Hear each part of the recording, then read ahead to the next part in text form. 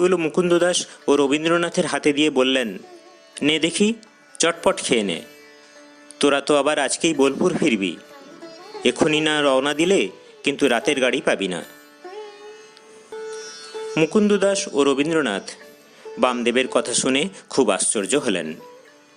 তাঁরা সত্যই রাত্রের ট্রেনে বোলপুর ফিরবেন, কিন্তু সেটা বামদেবের জানার কথা নয়। বুঝতে পারলেন বামদেব অন্তর্যামী, কোনো কিছুই তাঁর অজানা নয়। এরপর দুজনে মাটির ভাঁড় দুটিকে লক্ষ্য করতেই দেখতে পেলেন সেগুলি সবুজ ছত্রাকে পরিপূর্ণ। দেখে চিন্তিত হলেন, কি করে এই জিনিস উদরস্থ করবেন ভেবে পেলেন না। প্রথমে মুকুন্দ দাসই একটু ছত্রাক নিয়ে নিজের মুখে দিলেন। তাঁর মনে হলো এমন সুস্বাদু ও অপূর্ব গন্ধযুক্ত খাদ্য তিনি ইতিপূর্বে খাননি। এ যেন অমৃত। রবীন্দ্রনাথকে বললেন, আর ভেবো না, নিশ্চিন্ত মনে খেয়ে নাও। তখন দুজনেই মনের আনন্দে সবটুকু খেলেন।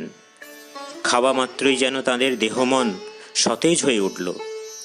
বেশ বলও অনুভব করলেন দেহের মধ্যে। বামদেব প্রাণ ভরে আশীর্বাদ করলেন দুজনকে। রবীন্দ্রনাথকে বললেন, লেখালেখি করে তারামায়ের আশীর্বাদে জগতে তোমার খুব নামডাক হবে বাবা, যশখ্যাতি হবে, আধ্যাত্মিক জ্ঞানও লাভ করবে তুমি। মুকুন্দ দাসকে বললেন, তারামা তোকে গান লিখবার ও গাইবার শক্তি দিয়েছেন।